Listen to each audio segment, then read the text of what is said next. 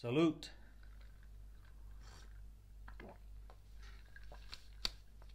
Oh, sorry, I almost choked on that one.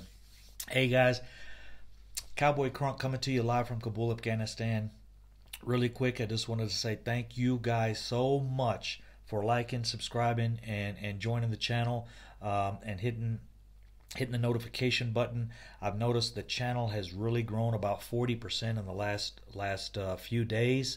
Yeah, I kind of went off on the carrot. I don't know if that what that hit, but it stirred up the beehive on my channel, and I really enjoyed it because being here in Kabul, you guys are the only ones I have to talk to. So I will start getting out the videos again. Taken some time off, but I wanted to say thank you so much for liking, subscribing to the channel. Continue to do it. If you like the footage, comment, and I will get back to you. My live stream channel is Cowboy Crunk 2.0. This channel does not have a live stream on it. It was shut down due to NFL Network copyright issues.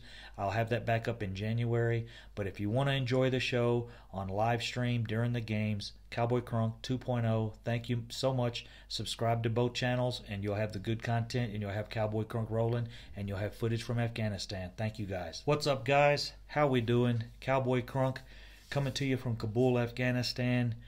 Your war daddy. I don't know what I'm doing.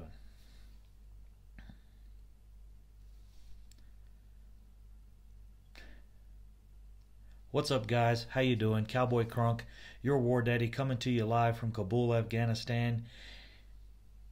Bleeding blue and spitting silver this week, man. It's been tough. That was a hard loss to take. You know, it seems like we lost that game for about 4 or 5 different reasons, things that just didn't go our way. There was a lot of complaining. There was a lot of hatred out there. All different kinds of hatred towards Dak, hatred toward the carrot, Jason Garrett. The woodpecker is who I'm putting a lot of this on.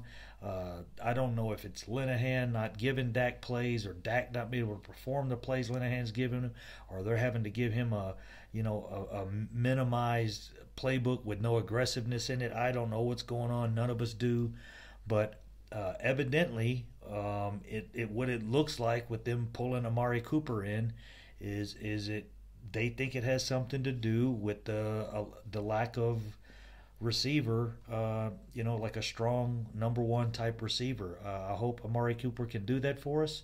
This is one thing I got to say: the guys that are known to be those type receivers, they went through high school, they went through college, they come into the pros and they get the ball, they get targeted. This could really turn around and bite us in the ass, and I hope it doesn't. But if he don't get his targets, you know what some of these receivers do when they don't get their targets. Their numbers go down, their production is down. They say it's not their fault. They know it's going to affect their bank account. And that's why I've been saying for weeks, I didn't think we could get an elite receiver to come here. I'm not saying that Amari Cooper is elite, but if a lot of these receivers have their choice, they would prefer to play on a 50-50 team, 500 team, and get 11 catches a game and average 110 yards a game. That's just if they can do it, that's what they're going to do. They would prefer to do that, I think, than be on a team like we have. Let's say they get 4 or 5 catches for 60 yards a game and they win a Super Bowl. They probably would prefer to have the numbers and the money and the need, because when you don't need that receiver like that, you're not going to get paid like that. And that was the thing with Dez. We couldn't continue to pay him like he was going to be getting targeted 11, 12 times a game, because he wasn't going to get those targets. So that's the change. Like I said earlier, I would have preferred to go with Dez, just bring him back, take a chance. It's a real similar athletic skills that him and Amari Cooper have. Amari Cooper's a little bit faster than him, or almost quite a bit faster, but not a huge difference in play skill. So to me, you bring Dez back, you keep your first round pick. you finish the season out, Dez is definitely going to help you. Definitely. And Amari Cooper is definitely going to help you. So to me, it's a wash. But with Dez, you get to keep your first round pick. Sorry, guys. I've been sitting here looking at that for a long time, and I wanted to take a little swig. Um, as far as the defense go, man, I don't know where our defense was. We had Sean Lee back. We were healthy across the front. We were quick. We were fast. We should have been there. I don't know what Adrian Peterson ate, what that dude did, what their line did. It just didn't work out. As far as our running game, they had the two defensive tackles, Allen and Payne, number one draft picks out of Alabama. Payne is a rookie, and Allen is a second year sophomore. So they've got a longevity of anchors right there in the front that we're not going to be able to run through for a while. One thing I can say about the run game is, and I mentioned it in the beginning of the game, we should have been running wide. We should have never even attempted to run up the front. And the RPOs that they're running, if you guys watch this, it's ridiculous to me. They're running RPOs too far deep. That would be like, imagine if you had your punter run a read pass option, or what good does that do if you're so deep that no matter who I give it, if I give it to Ezekiel Elliott or if I keep it, you're far enough away from me where you can adjust.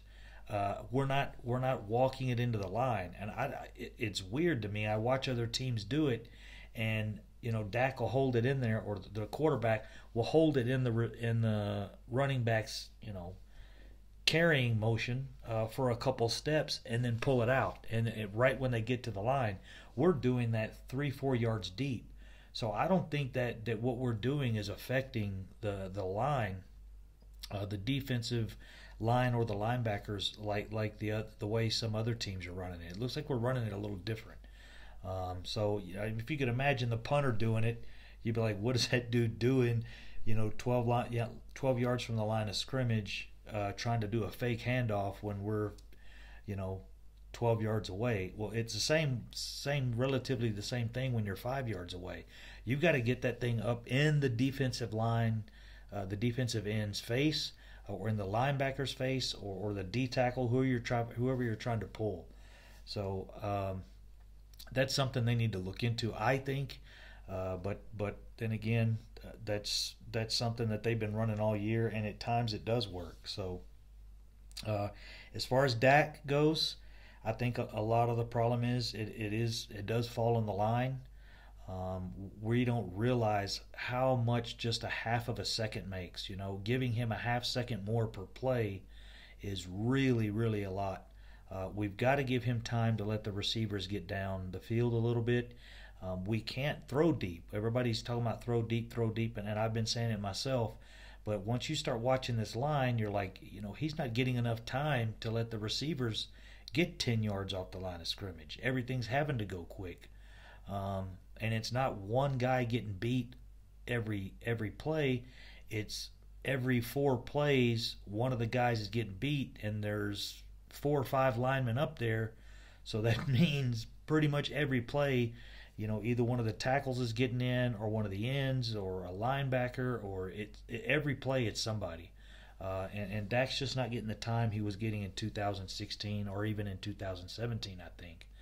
So hopefully those things will come around. I hope the Amari Cooper thing works out.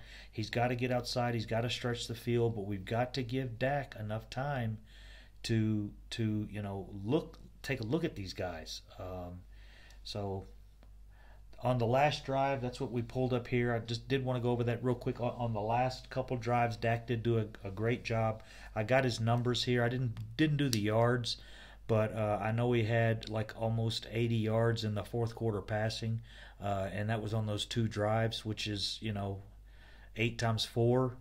That works out to pretty good, whether it be 320 yards passing if he kept that over the whole game. But he did have 13 pass attempts in the last 4 minutes, or actually five and a half minutes, because it was the last right at 5 minutes and 15 seconds he had he had almost half of his passing attempts in the whole game. He had 35 the whole game. He was 22 for 35, a 62%. Not too shabby. You'd like to have much better than that, but we're not killing him in the pass game. We're not killing him in the rush game either. So, but he was eight attempts completed out of the 13 in the last 2 drives, so which was actually 62% also. But he moved the ball down the field. He did it effectively. We did accomplish one of the 4th and 6 is what it was. So we just got to keep that rolling. It just seems like when we put Dak in a position where he has to be aggressive, he's aggressive, and it shows, and it works out for him. It seems like we play much better when Dak's got a black eye, or Dak's got his back in a corner, or whatever you want to say, or somebody takes a cheap shot. I don't mean a cheap shot. What I mean by a cheap shot is they've got a lead and we've got to come back and we have no opportunity. Once you give him no opportunity but to do good, he does good. But it's like when you give him that opportunity, just don't worry, you've got some more plays.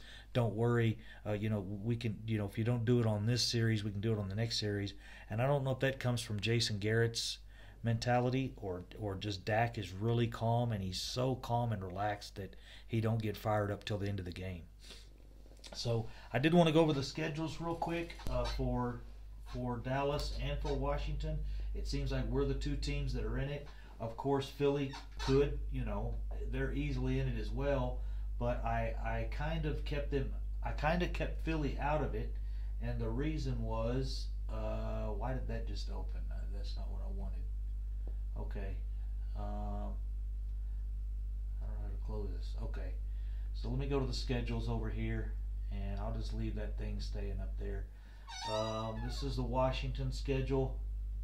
Hope you guys can see that. I kind of blow it up a little bit right there. There we go.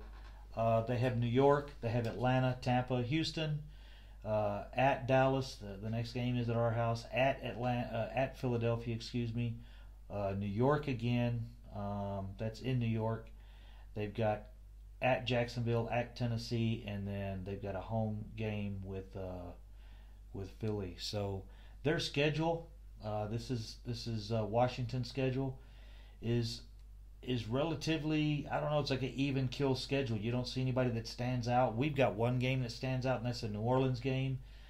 All the other games could be 50-50 the way everybody's playing at this point. So we do have a really good chance of catching them, especially since the rest of their games are division games. Not the rest, but 4 out of their last 6. that's our 3 out of their last 6 are division games. So there's an opportunity, guys. We have a chance to slide in there and we could even win the division. That's what I'd prefer to do. Of course, we'd get laughed at if we won the division at 9-7 and got a bye. Don't know if that's possible, but who knows this year? Everything's really crazy. So hopefully, guys, we'll finish up strong. I'm going to go over to our schedule now. Like I said, there's only one game that sticks out on our schedule, and to me that is the New Orleans game there at the end of November. That's coming up quick, man. We got next game is November 6th. I'll be in Dubai for that one, so I'll do a live stream there from Dubai on my Cowboy Crunk 2 channel. That is here on YouTube. It's the same channel, just add the point 2.0 on there. And we've got Philly 2 more times as well, and we got Washington. So we really got a pretty tough next 4 or 5 games. Our season could be over in the next 2 or 3, 4 weeks if Philly and Washington play okay and we don't. And actually the next 4 weeks probably tells our season with us having 2 division games. So we're still in there, guys. It's going to be a tough road to haul, but I think we can do it. I think we've got an opportunity. It's just we've got to turn this around, and hopefully this Amari Cooper guy can put some hot sauce on the rest of the team, just like Cole Beasley has, and we'll get a little something going. But I appreciate it, guys. I thank you so much for liking and subscribing to the channel. That's outstanding and awesome. I wanted to say thanks for that, and I will Have you guys a live stream later this week on the Cowboy Crunk 2.0 channel. Thanks, guys. Peace.